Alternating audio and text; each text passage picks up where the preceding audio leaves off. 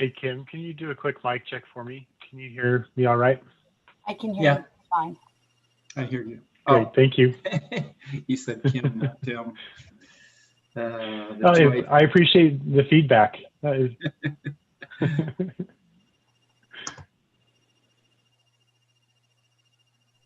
I just never get to see Kim's face anymore. Well, you've got the monkey. It's good.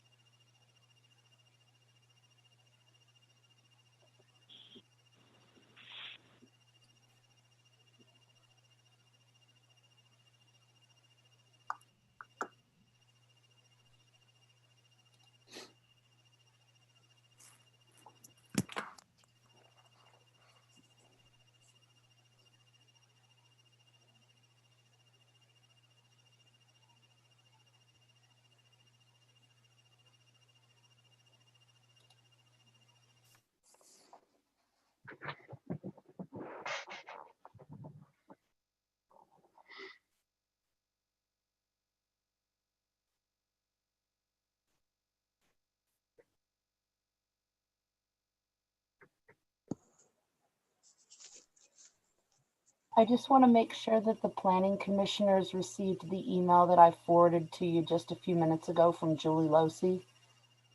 It was the only public comment email that we got. Is that the one by Julie? Yes.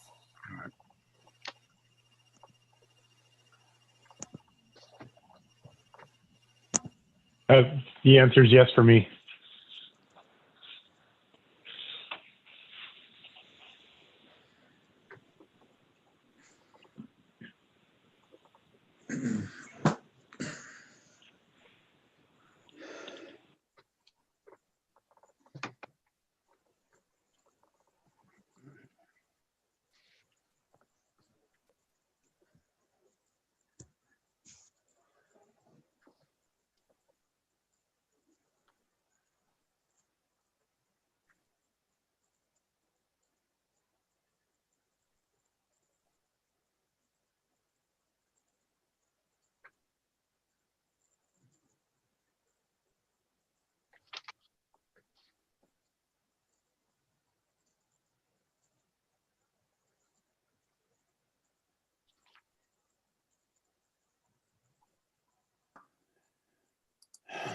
Is everybody on? Who am I missing? Gary. Is Gary on? No. No.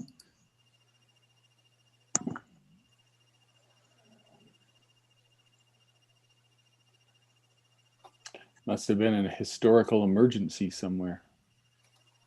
Just got into the waiting room. There he is.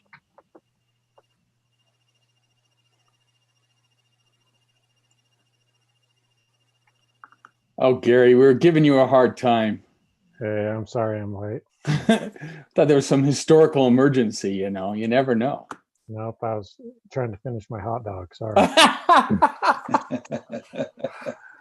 All right. I see Michelle's there too. Okay. Let's go ahead and get started. I got 6:01.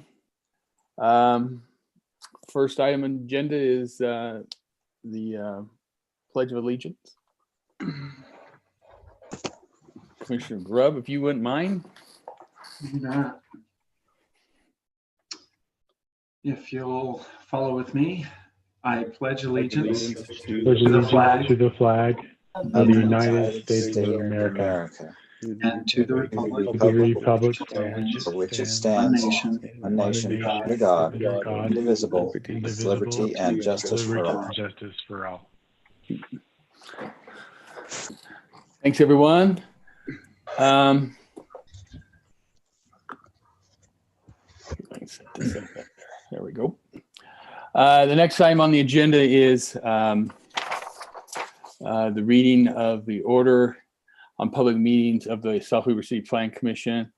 I, Robert Osborne, as the chair of the South Weber City Plan Commission, do hereby find and declare as follows. Due to the emergency conditions which currently exist in the state of Utah, and specifically in Davis County and South Weber City, as a result of the COVID-19 pandemic and the recent surge in COVID-19 infections across the state and in Davis County, the holding of public meetings with an acre location as defined in the Utah Open and Public Meetings Act presents a substantial risk to the health and safety of those who may be present at the acre location. And two, the risk to those who may be present at the anchor location can be mitigated by holding public meetings of the Plan Commission pursuant to electronic means that allow for public participation via virtual means. And three, the city has the means and the ability to allow virtual participation in all public meetings in accordance with the Utah Open and Public Meetings Act. Now, therefore, based on the following and based upon the foregoing, for 30 days from this date of this order, meetings of the South Weber City Plan Commission shall be conducted by virtual means without an anchor location, dated 1 October 2020. Next item, public comment. Anyone requesting to comment via Zoom has been asked to register. Individuals, we ask that they speak for just 30 minutes, state your name and address, direct the comments to the entire Planning Commission, and know the Planning Commission won't respond during the public comment period. Kim, is there anybody online ready to comment? They are not. There was only one, and I don't see that person shown at the moment. Okay. Seeing that there is no public comment, then we'll move to the next item on the agenda is approval of the consent agenda for August 27th, September 2nd, September 9th, 2020. Those minutes, as the commission had a chance to review those minutes. And if so, is there any comments? If not, I'd look for a motion to approve those minutes. Make a motion to approve the minutes. Is there a I'll second. Okay. All in favor say aye. Aye. I Aye. All commissioners say aye. The motion carries. Moving on to the next item on the agenda, the public hearing and action on the 2020 South Weber City General Plan. I'd like to make a motion to open the public hearing. Are you making that motion, Rob, or are you asking for a motion? I'm asking for one. I'll make a motion to open the public hearing. Is there a for second? I'll second it. Okay. Kim, is there anybody out there wanting to comment on the general plan? No, I haven't seen anybody register and nobody's on. Okay. Seeing that there are no public comments on the general plan, I look for a motion to close the public hearing. I'll make that I'll motion to close the public hearing. Will one of you second it? One of you. I'll second it. Okay, Taylor made the motion. All in favor, say aye. Aye. Aye. Aye. Aye. Okay. The public hearing on the South Weaver City General Plan is closed. I look for a motion to move the 2020 South Weaver City General Plan onto the City Council. I had a question, Rob. Yes, please. On that map, was it showing that residential zone up to the car wash correctly? I can't remember seeing that. I Just forgive when me. I looked at the map, it didn't seem accurate, but I wasn't quite sure if that was right. So I don't know if Barry or Brandon. As I recall, the commission did decide that was good, if I recall correctly. Yeah, correct. I just didn't You just see wanted that See it it, on the map. Yeah. it didn't look like it was right on the map, but I wasn't sure. Which map are you talking about, Tim? I'm sorry. The projected land use. Map And number by the 1. car wash.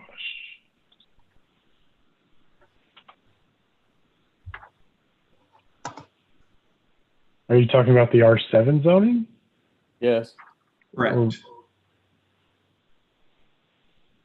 It's there, but we were going to make it right up to the car wash.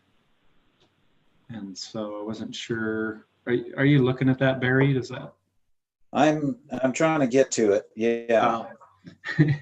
Yeah, it's out there, page, what, 122 or something?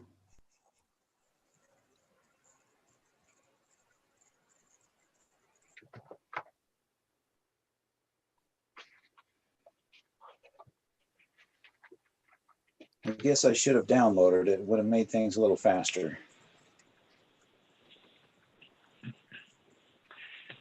Tim, I guess for me, I'm having a tough time remembering having that conversation. So to me, it looks okay.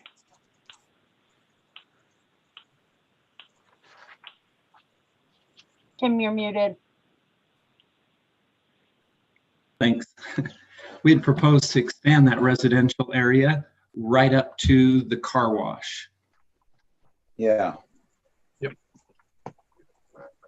And I don't know if, it could be accurate on the map. I just wasn't sure. It just looked like the area that was still in red looked larger than the car wash. So could it be that the subdivision wasn't correctly portrayed on the map? Because that is now subdivided, right? Mm-hmm.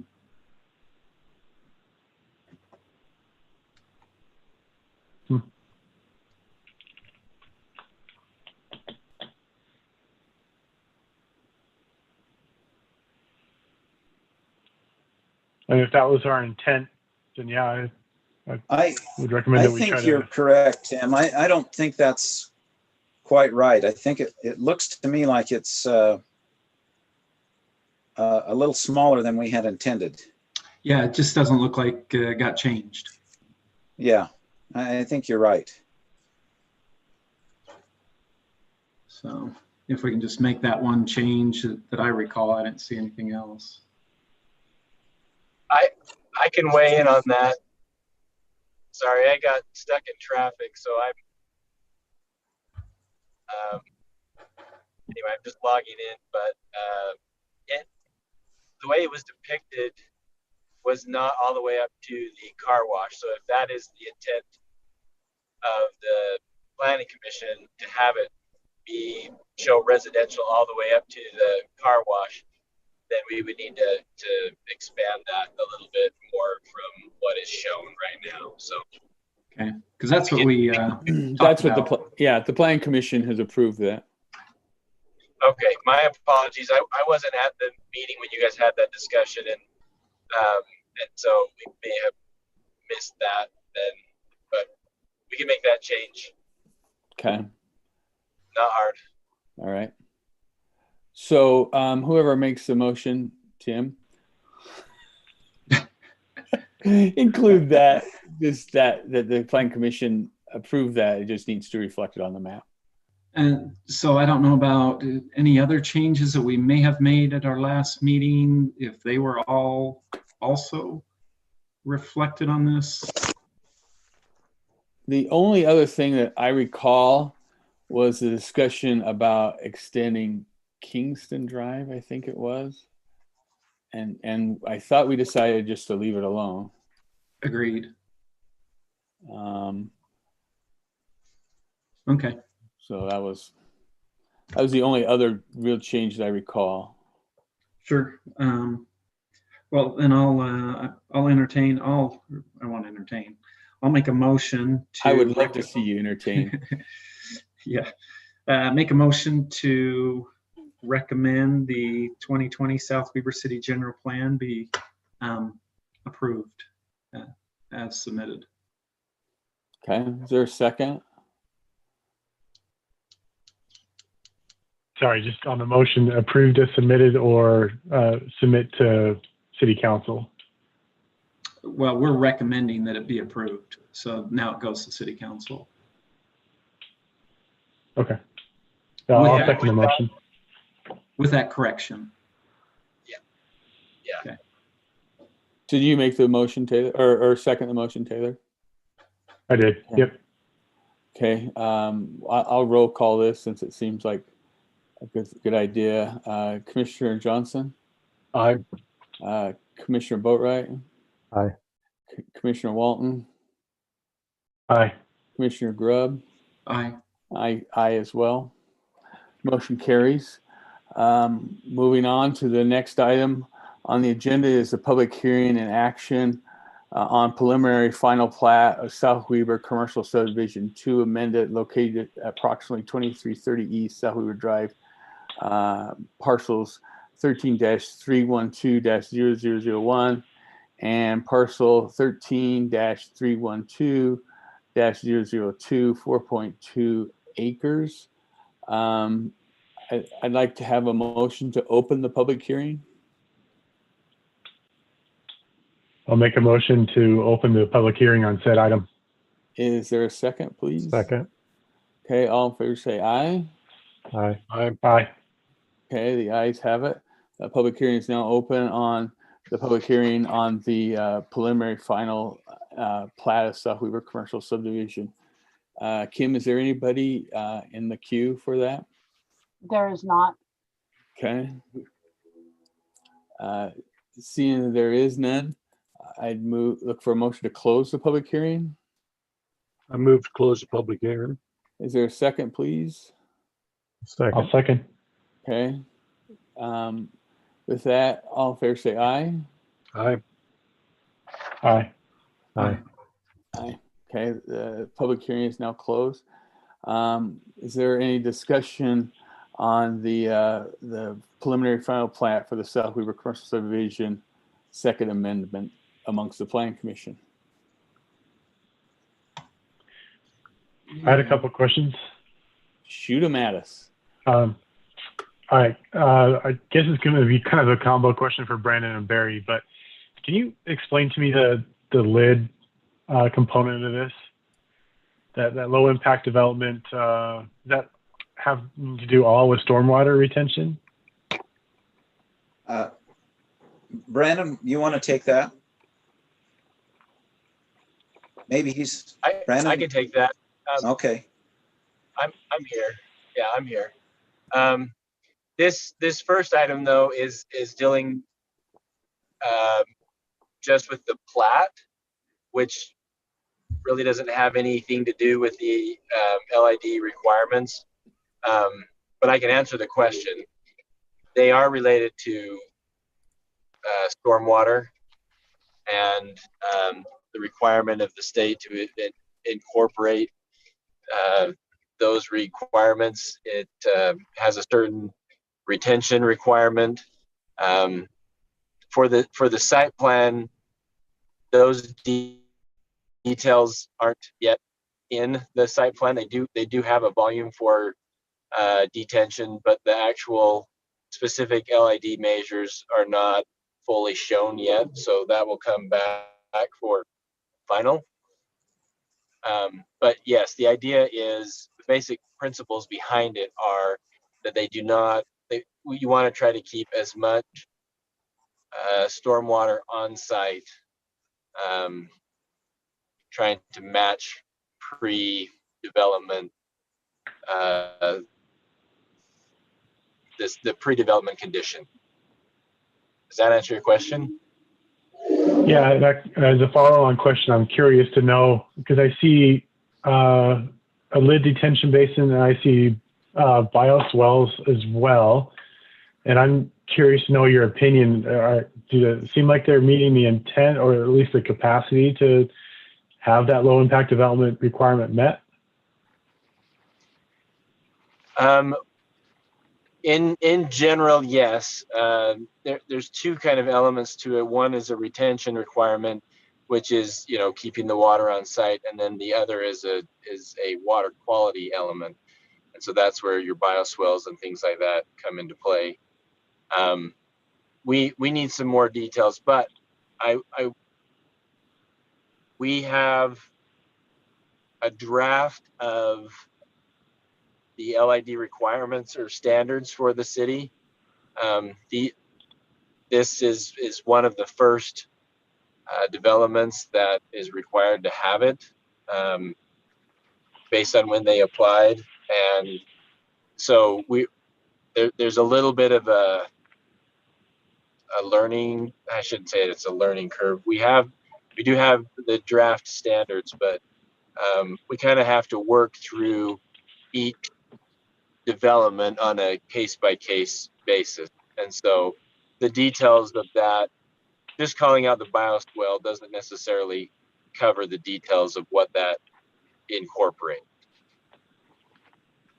So I think that answered my follow-on question. And given that this is a preliminary site approval, and not knowing all the measures that are going to be implemented, kind of puts us in a little bit of puts me in a little bit of a quandary as to what happens when we go to final and all of a sudden these lid measures aren't being met, or I guess the main question, you're not seeing any big limiting factors to the LID requirements that we need to address in the preliminary. No. Or do we even have those details? It wouldn't be coming to you. No, we have, they have air, room and space designated for where they will have those measures. I'm just saying that the details of exactly, what they're going to put in, the plantings and that type of thing aren't totally vetted yet. But I don't have any concerns from a preliminary standpoint that they've got the room to apply those. We just still need to work through the details, but it won't come back to you for final until we have those in place and feel like they are meeting those requirements. So I don't have really any concerns about you moving forward with preliminary. So Okay. I know you. If you have other questions, Taylor, I just want to mention one thing. Nope. Is they've submitted on this as a preliminary/final request On the plat, but not on That's the. just the- Yeah, yeah, the site- maybe we should explain that just so everybody's clear. The plat is just carving off one more piece to put another site on, and so the plat is very straightforward. And as staff, we felt like that could be combined preliminary final. It would look exactly the same coming back as a final. We didn't feel like that was necessary, and so feel like that could move forward if given a recommendation for approval to the city council. And then the site plan would be only for preliminary at this meeting. So the site plan would come back to you final. And then that is because this is a permitted use and not. He just turned into Darth Vader. Yeah, we lost you, Brandon. Can you hear me now? Not clearly. Let me try and explain if I can. So we have two actions here. One is on the subdivision and one is on the architectural site plan. So the subdivision, we felt like can be a preliminary final combined because it's so simple. Which just is carving item out- 6, right? Yes, Right. Okay. yes. And that will proceed forward to the city council for final approval from them. The architectural site plan review is just a preliminary, and it will not, even eventually, it will not go forward to the city council. That in our code is in the purview of the planning commission to approve. So we're looking at preliminary final on the subdivision and just preliminary on the architectural site plan. So I apologize. My question jumped the gun. So It's okay. It's all right. It seems confusing sometimes. I get it. yeah. So if the commission has no more questions about the I do. Oh, sorry, my bad. Please, Tim. Sorry. So I know on our subdivision, we're showing, let me get over to it. The easement for the cross-access agreement that's supposedly going to be in place. But I don't recall, is that easement also shown on lot 2? It is. Okay. Yeah. Okay. And then as far as the subdivision plat goes, we do need that cross-access agreement to be signed by Dan Murray. So I didn't know, because I'm assuming he's still owner of lot 2 and of course of this new lot 3, is he still the owner? He is still the owner, and we do have that agreement. Was that not in the packet? Did you not see it? I didn't see I it. didn't see it. Okay. Because I've seen it. Kim, do you thought know if that was? Everything that's in the folder that they have access to is there. If you've seen it, I haven't, unless it's in that folder, like I said. Brandon, you saw it, didn't you? I recall seeing it, yes. I'm pretty sure he said yes. I think he said yes too. I know we both saw it. And Look in the folder and see. And that's fine. I don't need to see it. I just need to make sure that we have it. And I thought that Brandon's letter mentioned that we would need to get that. I know, Barry, in your letter that you indicated that you had seen it. I'm just trying to see, but anyways, I wanted to make sure that we have that cross-access agreement and that it showed up on lot 2, and you've answered both those questions. I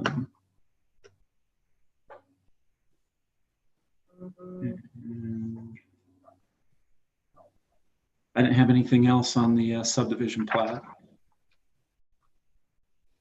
It does show in the from Barry's review that there's written documentation that Mr. Murray has sent a cross-access agreement. So I don't know if that's what you're talking about or no. Well, I said Barry indicated that he had seen it, but I thought that I read something that Brandon had not and was still needing it. I'd written a note to that effect, but I'm reading Brandon's letter. And well, it might have slipped through. I know There is a note in our in Barry's review that there is no direct access to this lot. However, Mr. Murray has submitted a cross-access agreement that will allow this property to utilize 2 existing access points from South Weaver Drive. That's in your notes, Barry. Yeah. And I'm just wondering, I'm trying to remember how we got a hold of that. It's possible that Dan Murray sent that directly to Brandon and I and somehow bypassed Kim. Yeah, I haven't seen it. I just looked through the folder. But I'll get a copy of it. Okay. Yeah, I'll just make it part of the motion that we get a copy. One of the issues that we're, I guess UDOT's going to have to address it. There's been some comments raised about extending the 2 lanes down past that area and moving the merge a bit further to the west. That's going to be a UDOT issue, not us. Yeah, Brandon mentioned that in his UDOT approval. So how do we do that if we're looking at a final, and yet in your letter you're saying the UDOT right-of-way will require? I guess you're indicating we could still require that, but move it forward. Yeah, but can we require UDOT to do that? Or just suggest that UDOT consider that? Or recommend that UDOT extend that? Yeah, you'll have to tell us, Brandon, what you were thinking, because you said this will need to be approved by UDOT. This should be done before final approval.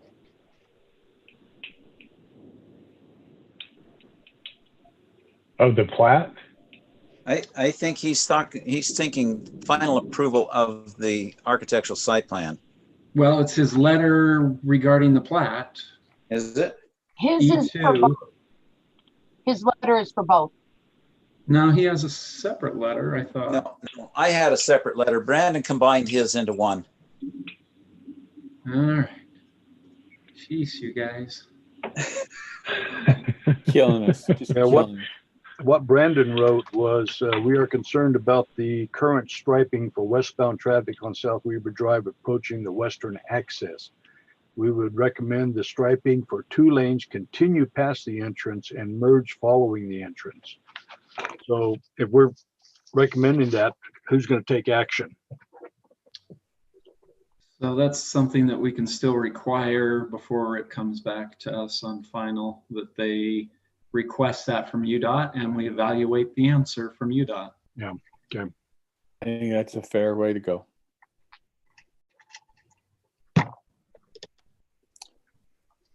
Any more on the plat? Not for me. Okay. One thing that that east-facing door. Hang on. That's on the site plan. Okay, all right. We'll address that in the next item. Okay. So hold that thought.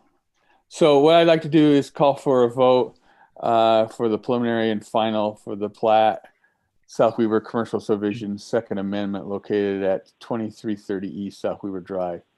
I call for a motion from someone and a second. I'll make a motion to recommend final or preliminary and final plat approval of South Weber Commercial Subdivision, Second Amendment. Subject to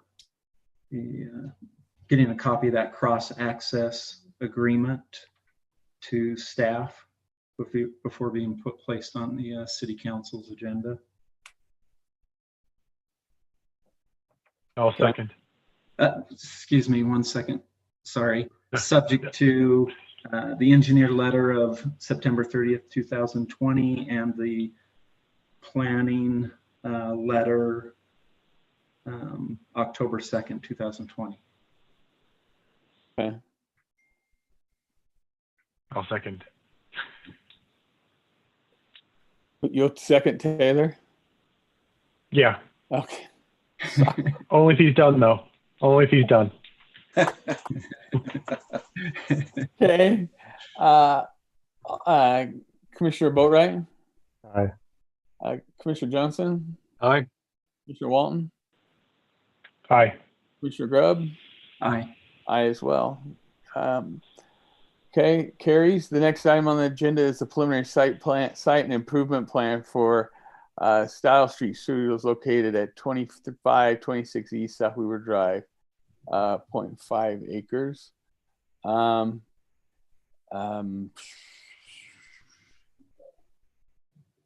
Commissioner Johnson, you wanted to start. Yeah, the door on the east side concerns me with the canyon winds that we get down through there. And I think they ought to take a look at moving that door around to the front, even though they already have a front door, possibly some sort of a windbreak there, or moving the door around to the front for access. I know if I had a business there, I wouldn't want customers coming in and opening up the door directly into the canyon winds, which in that area can be quite strong.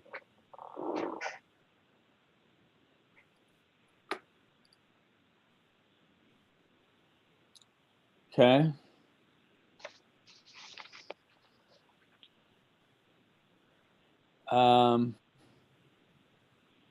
Could I just say, you know, they have a door on the south side. They've Also got a door right next to it, though. Yeah, they've got a door on the south side already. It looks to me like they're, you know, in a situation where they could close off that door at times when the wind is blowing and direct everyone to the other door. And then if it's not blowing, they have the option of coming in on the east side.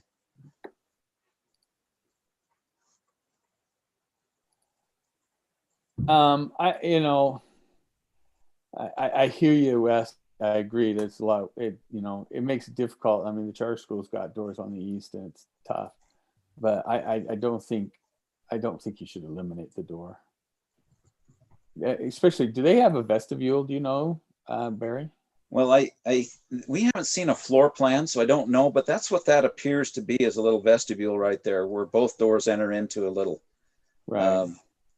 entry area of some kind. It might be a vestibule. Yeah. And, you know, and I could point out that Maverick's got a door on the east. They close that when the wind is blowing.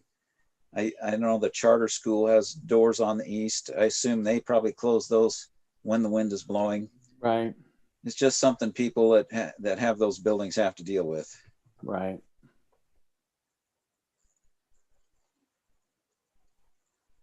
Okay. Anybody else got any questions? Can we start the conversation on the South Weaver Drive access and the acceleration and deceleration lanes? Yes. I'm not seeing that proposed in the site plan. It seems like it's a reasonable expectation based upon both Barry's and Brandon's comments. I think it's a good idea. I just need to know, is there enough right of way that we can allow the acceleration and deceleration lanes to be put there? Can you guys hear me now? Yeah. Yeah. Much better. Okay. I apologize for that before. No, I can speak to that. And I got a comment also earlier in the day from Julie Losi with some concerns about that. Because of the way it's currently striped, there is a bit of it appears that the road narrows. But I have double checked, and there's about 60 feet of asphalt down the whole from Maverick all the way around until you get to the west end of the S curve. So there is enough asphalt. The road actually doesn't narrow there. So the two lanes that are currently there, it would feel the same as it continues west. My comments in my letter were just that restriping has to be approved by UDOT, and so I feel that it would be best to extend that. I think it's problematic to just leave it the way it currently is, and I would guess that UDOT would feel similarly, but at the end of the day, UDOT still needs to be the one to approve restriping that. A couple of ideas that I've had is maybe on that right lane or the north lane, that maybe we add some arrows that I don't think you want to dedicate that lane as a turn lane, because I think you need to have through traffic going to be able to go through, but maybe you could have some arrows that show straight and a right arrow, so that it kind of indicates that that lane accommodates both turning and through movements. Anyway, I feel like that obviously something needs to be done there, but at the end of the day, it's going to have to be UDOT that allows whatever it's going to be. But I don't think it would be good to leave it like it is and allow, because people trying to turn into that new western entrance, with it as it is, it'll be confusing and it'll be problematic. So currently, if you accelerate in the right-hand lane, and you're going to have, I've had a couple of people almost pull out in front of me from the Little Caesars, their entrance, and hit the brakes fairly hard because people are pulling out. So we need to get that striped down there at least past the west entrance. Yep, that's what I'm recommending. So Brandon, are you recommending that the developer pursue that, or are we saying maybe the city should make that request? I'm happy to support them in the request, make it a dual request. I'm happy to meet with UDOT and talk through, what I would recommend. But it feels like it should be with the developer to me together. Yeah. I agree. It just seems like it would have a little more weight with UDOT if the city they knew the city was in agreement and would like to see that. That would be my recommendation. Yes. And I'm happy to try to help support that, meet with them. Like I said, however it's helpful to them, maybe a joint request. There's going to be So Brandon, you may not. Go ahead, dude. Oh, go ahead, Wes. I was going to say, there's going to be. I just know. Wes, you're next. Okay. There is going to be a safety issue if we don't get that striped for 2 lanes down through there. Because right now we're indicating that traffic merges into 1 lane right in front of that area. So we're going to have or put, some pressure on UDOT to get the striping done, or we may have to hold off on any construction until the striping's done. Well, I don't think you're going to have it be a problem until you actually have a building there for them to actually go to. But what I was recommending is that we get an agreement of whatever it's going to be from UDOT before final. Okay. So if that was confusing, I apologize, but that was my intent, is that we iron that out with UDOT before it gets final approval, so that it's all agreed to beforehand. Okay. So my question is pretty similar. My question is pretty similar. I just want to know the administrative process that either the developer or the city would need to engage with to make sure that we can get some kind of restriping done. Who's financially responsible for the striping or any other engineering that would need to happen? Well, I think it would typically be, the striping is not expensive, but it would typically be the developer. Their particular development is causing the need for the change, and so it would be the developer for that expense. I would anticipate that would be the way it would go, unless UDOT were to offer to do it, but I would think that typically it would be the developer. Okay, thanks.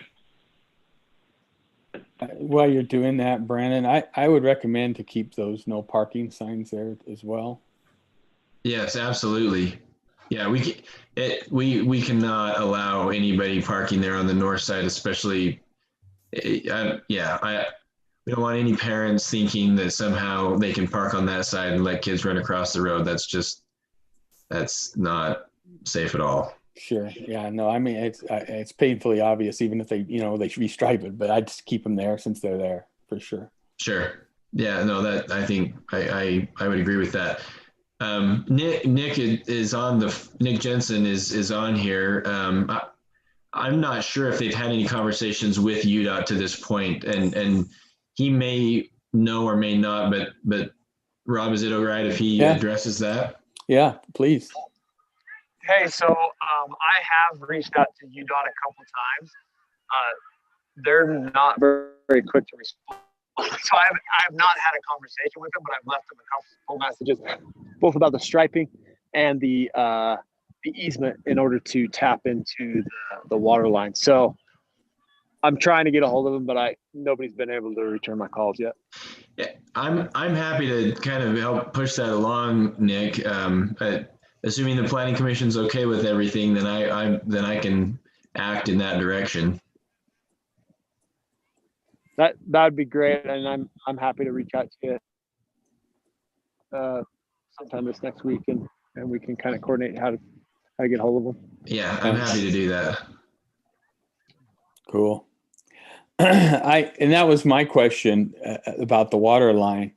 How grumpy is UDOT, you think, going to be about tapping into that water line in the street?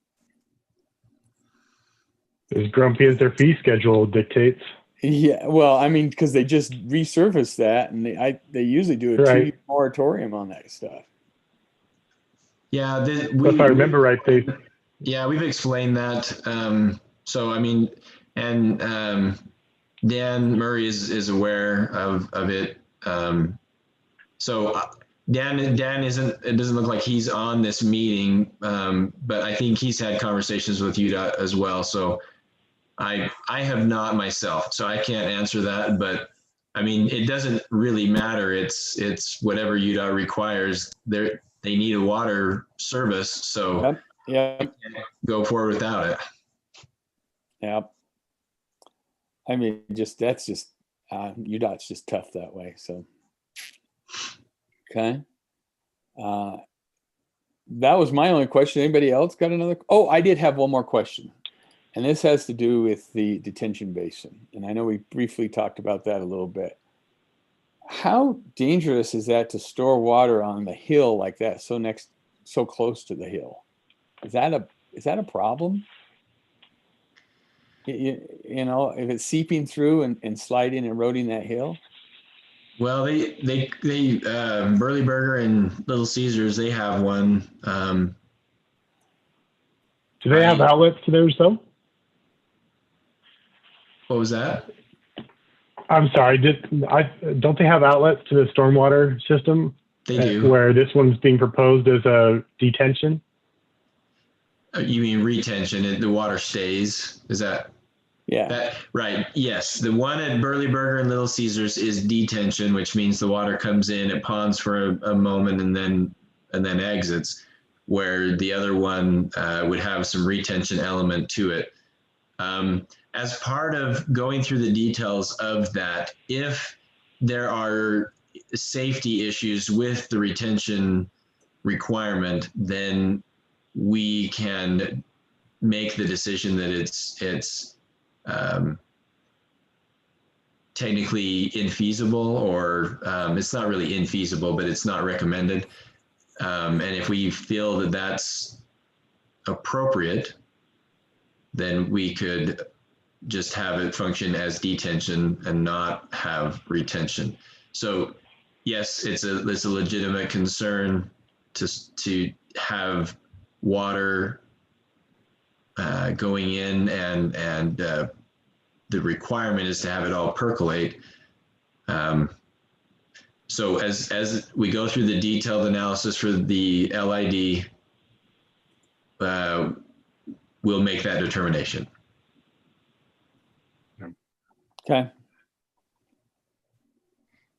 So not to go back to transportation, I still had a question on that. If that's okay, Rob? Yeah. Okay. I didn't see it anywhere in your comments, Barry, but is there a point where the existing access becomes overwhelmed? Like, is there an amount of parking stalls or square footage of buildings in which our current access is just going to be insufficient? Well, Certainly there could be a point where that becomes insufficient. The problem is it's really difficult to nail that down because especially ahead of time, you know, before development occurs. Sure. Because it depends on what goes in there. You know, some of those businesses are busy in the evenings and not so much in the day, and some are busy in the day and not so much in the evenings. So the timing is always an issue.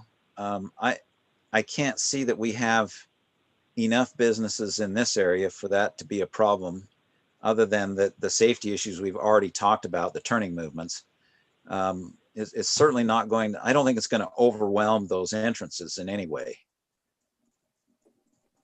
So kind of a follow-on question to that one too. If there's ever an instance where somebody can't turn into this development, you know, that entire north side of South Weaver Drive, I'm concerned about somebody coming from the Maverick getting hung up in the median, or heaven forbid, actual westbound lanes, and not being able to get in. So I know it's a really hard thing to try to figure out, but is there a point where we're not going to allow somebody to go northbound across from Maverick into this development, where we're going to require a median or anything in the center of the road to try to minimize the amount of movements that can happen in between Maverick and this development and what happens on South Weaver Drive? Well, yeah, go ahead, Brandon. Well, I was just going to say that's typically UDOT is going to make that decision when they feel like it gets to a level, and I know they've got numbers when they study this type of thing, to where a center median would be required to eliminate a left-hand turn or a straight across movement or something like that. I don't feel that at this point in time that any of that is needed. However, as we meet with UDOT, I'll ask them and see what they think. I think what Taylor's and I appreciate that. Taylor's looking at that median up on 193, where UDOT came in and put the curb down the middle of the 193 there to prevent people from turning into the side streets and stuff. Right. Yeah. I it's just a point common out practice. I would just point out, Taylor, that that's a common situation to have in urban environments. I mean, you just think about downtown, the Bountiful, for instance. You have these major streets that are double loaded with a lot of businesses on both sides, and if someone wants to cross the street from one to the other, there's always a danger and some hazard in doing that. I guess rational people would circle the block or seek refuge in the center. If there's a center turn lane, a center median, they can seek refuge there and then get across. It's a real issue, but it exists in a lot of places, and I think people are used to dealing with it. Basically, two wrongs don't make a right, but three lefts do. So I'll tell you, I almost got hit in that intersection the other day. I had my family in the car, and somebody wasn't paying attention, and I about got T-boned. So I know it's a growing concern. And Barry, when you make it mention to it from chapter 12 and the conditions of from our city ordinance, we talk about the effect of the site development plan on traffic conditions on abutting streets. Yeah. And I'm glad you make the point, Brandon. You know, this is not a typical abutting street. This is UDOT. So as part of the site plan or a preliminary review or approval, I think I'd really want to better understand the impact of this development upon South Weaver Drive, and I'm just not seeing that fully vetted here yet. We did a lot of analysis when we were looking at the lofts to better understand the use and the traffic demand that would be placed on the adjacent roads or the abutting roads, and this one concerns me even more.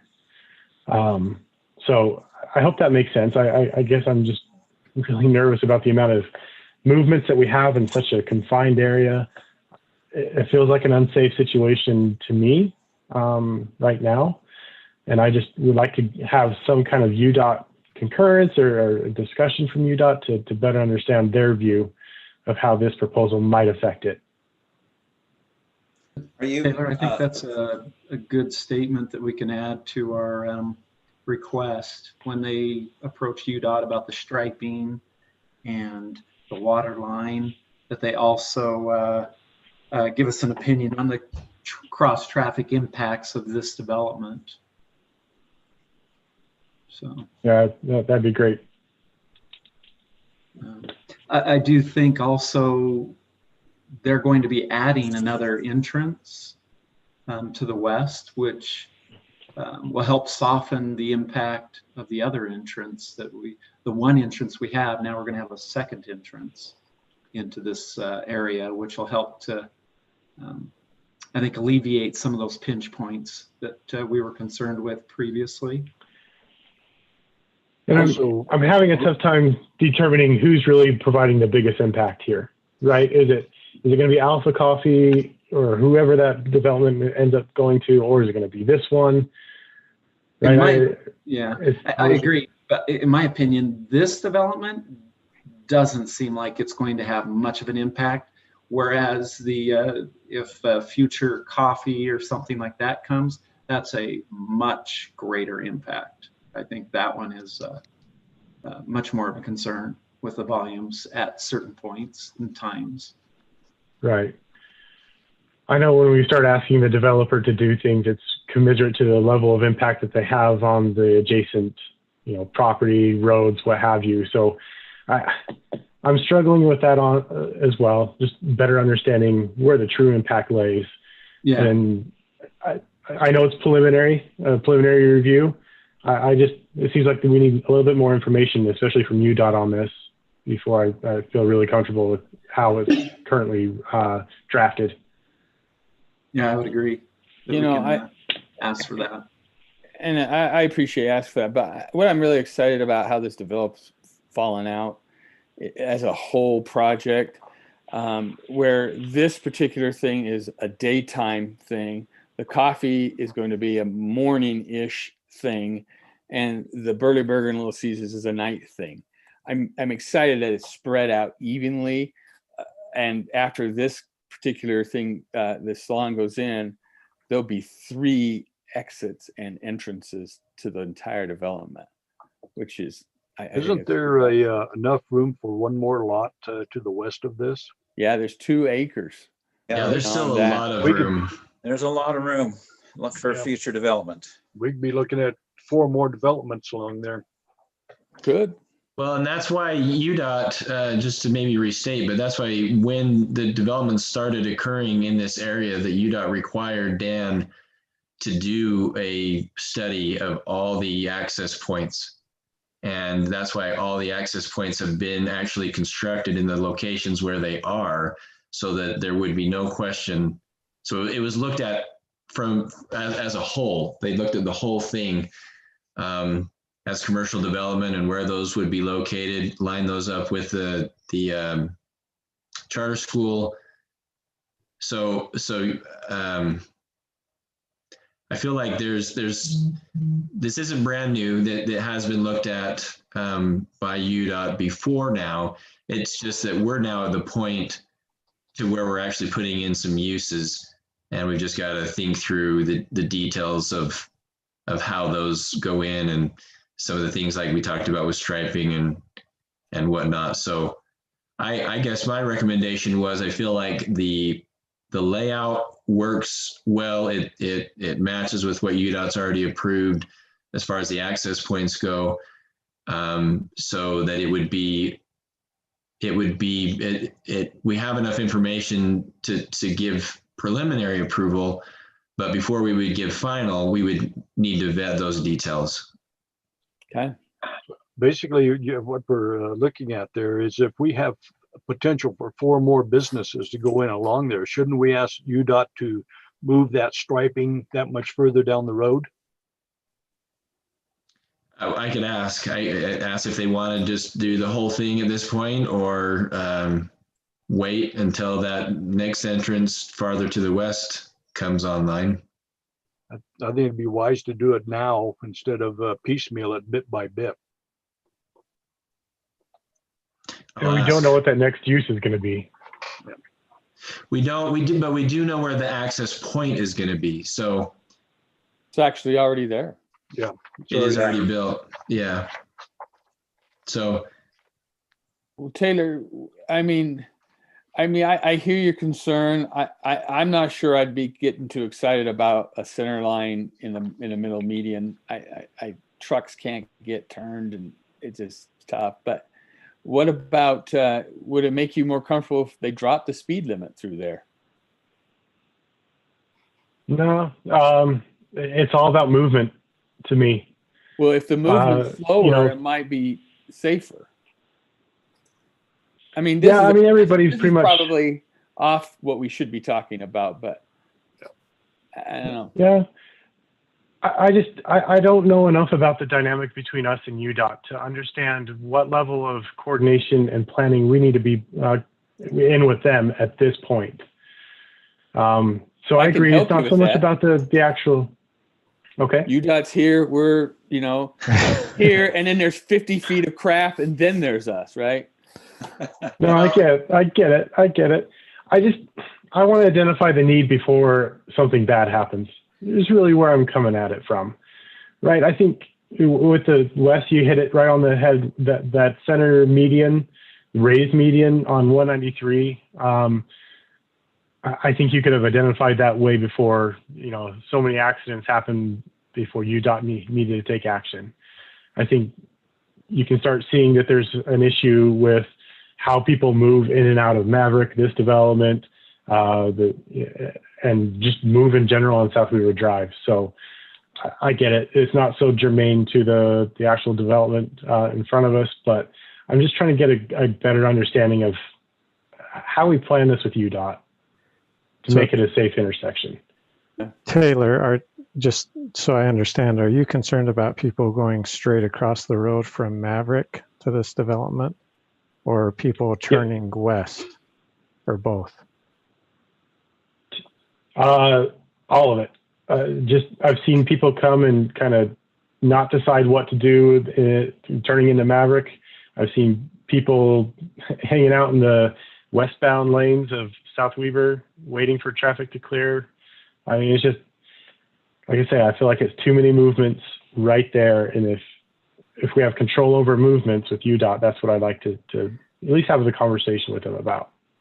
So I wonder if that's a conversation the city has, not necessarily this development, because it's all those developments that will impact that. So that should be a city discussion with UDOT. Yeah, I don't think we should hold the developer and have them responsible to do that. If they want to be a part of the discussion, that's great. But I mean, because I'm already, looking at the map here, people can already shoot across South Weaver Drive from Maverick over to Burley Burger and Little Caesars. I mean, those entrances. Yeah, that's what I'm saying. I've seen so many near misses there. And I think I'm just referencing back to our ordinance and Barry's comment that within this chapter, there are certain traffic conditions that we should be considering. And that's the development's impact on the abutting streets. And I know it's an aggregate, and it's a really hard thing for me to try to figure out, which development along this series of parcels is the real impact, or, where do we start having this conversation to say, at this point, we need to address this. Do we need to address this, which or does the development city and UDOT need to address this, not the Planning Commission?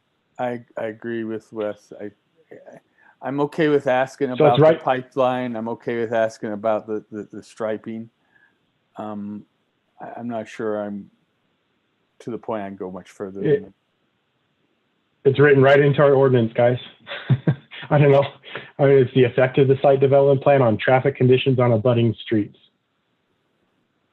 So I think it's very much a discussion that we need to have now before we approve something.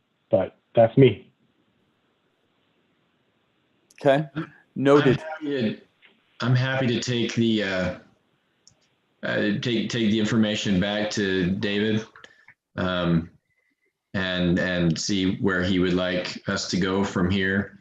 If he'd like to have it looked at from the city's perspective of the whole area, and approach UDOT that way and kind of be in the driver's seat.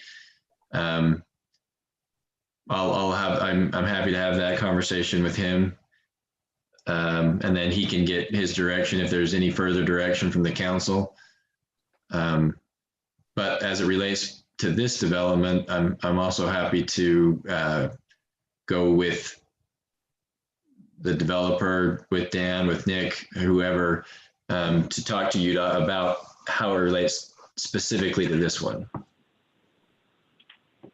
I think that's great.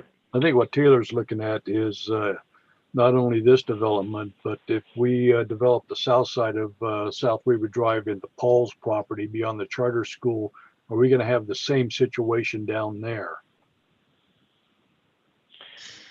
Right. It's you deal with traffic with access and movements, and I don't mind the access right now. It's working. That's why I led with that question. It's the movements that I'm most concerned about. And you're right. There's not a lot of impact from this development on the movements. But at some point, when you have more traffic, more flow there, the movements become greater, or movements become more difficult. And with any development along South Weaver Drive, those movements will become more difficult. Traffic. So I'm just having a tough time deciding at what point should we really look at restricting movements.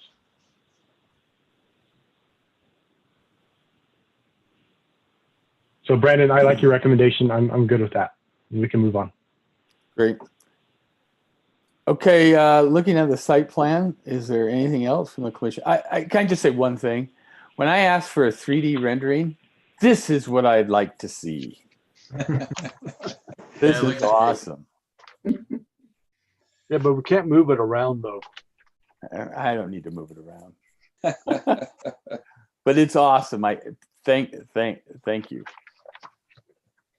But so I had one other question on Brandon's memo.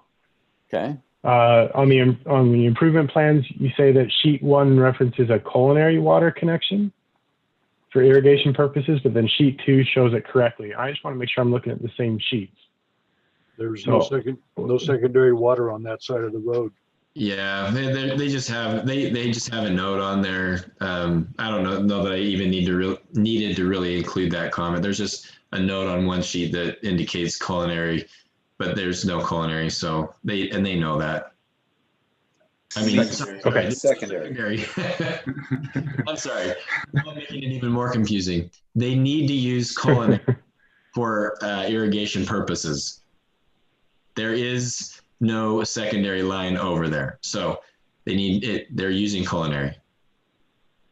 Okay, and just so I'm clear, the sheet 1 that you're referencing, is it the preliminary site plan?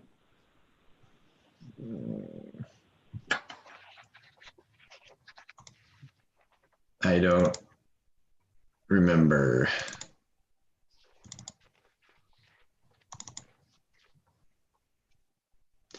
It is. I think it is the preliminary site plan. And I just didn't see the note, and I was just curious to know if maybe it had already been addressed. Yeah, it's the very first page in the bottom corner. It says sheet 1. It's titled preliminary site plan. It says not to be recorded on the right-hand side. Yeah. So where's the note that says that? It shows a 1-inch secondary water lateral coming across the road, and I was just pointing out that they are not going to do that. That's the only purpose of that. Okay. Okay. Perfect.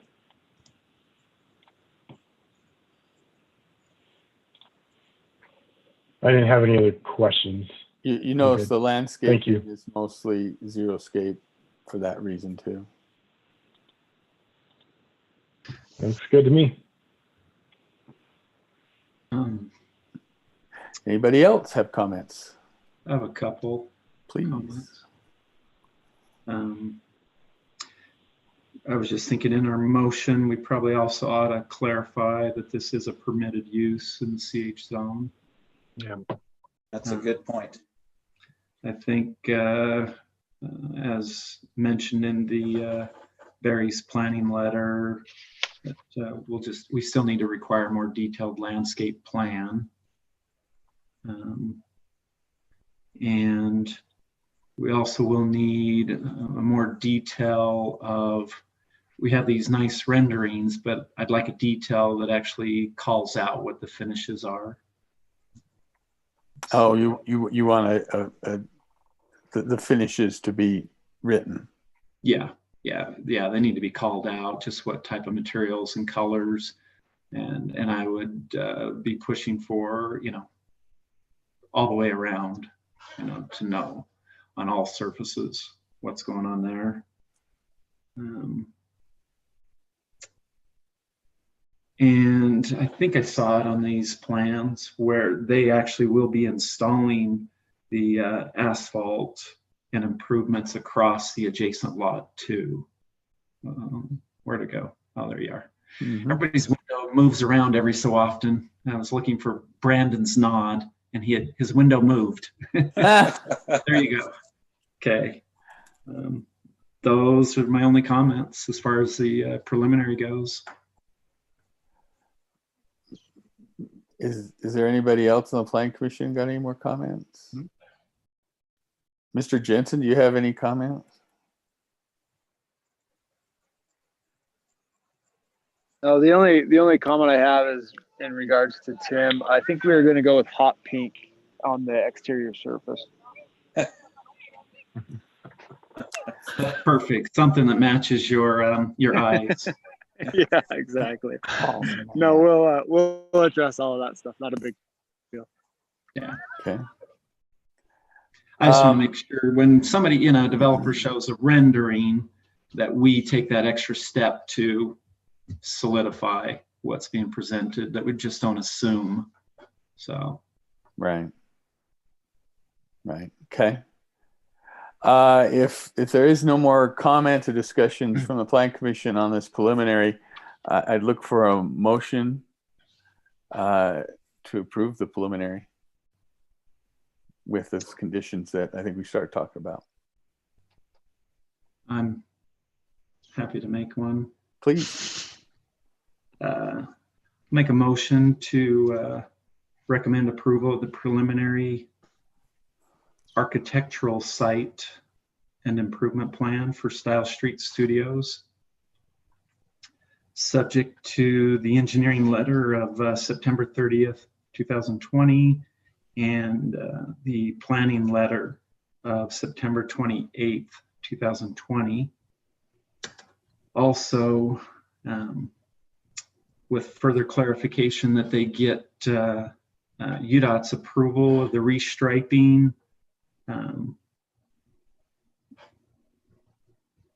to at least the west entrance being proposed, and a clarification if that striping needs to continue even further west. Also, UDOT opinion on the cross-traffic impacts with this development. And also just stating that this is a permitted use in the CH zone. Also include a detailed landscape plan, detail of the finishes on all sides of the building.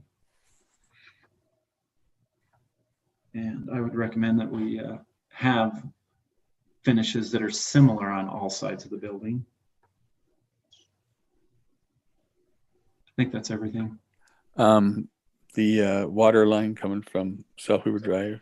That's part of the letter. Okay. Sorry, I must have missed that. Apologize. I'll second. Commissioner Boatwright, second. Commissioner Grubb. Aye. Commissioner Johnson, Aye. Commissioner Boatright, Aye. Commissioner Walton, Aye. aye as well. Okay, moving on to the next item on the Plan Commission agenda is the Plan Commissioner comments. Commissioner Boatright, you have anything?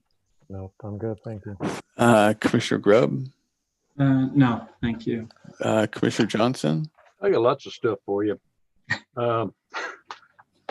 Weaver River Trail Extension feasibility study, got that the other day from Dave, and it's very good. There's we went through it at our Parks and Trails meeting, and we looked at it pretty much in depth. It's pretty comprehensive. It's a lot of the stuff that's in there. We looked at it and said, now this could be scaled back, like some of the parking lots for the trail. They had, up to 40 parking spaces at the mouth of Weaver Canyon. And we thought, gee, that's more than would actually be utilized there. But the Parkway Trail feasibility study is quite good. The preferred either going over or under the freeway at 1375. Going under with the box culvert was the preferred method, and cost on that is estimated to be about $2.3 million to go under the freeway there. Which brought up an interesting point, is that the city, even though we have impact fees for parks and roads and trails and stuff, there is no money for any sort of trail development in that the city has set aside at this time. So, but that is all set. Waiting until we can get, we looked at what grants were available and how we can go about applying for grants for that. The Parks and Trails Committee, we also went over the Canyon Meadows West recreation area, and it's going to be up to various designs, up to 8 pickleball courts in there. Parking lot sufficient for numerous people to go in there. Some pavilions, playground equipment, and even a what is it, Brandon, a sky hook, or what was that we looked at? A zip line. Zip line. Yeah, I thought. But a sky hook would be more fun.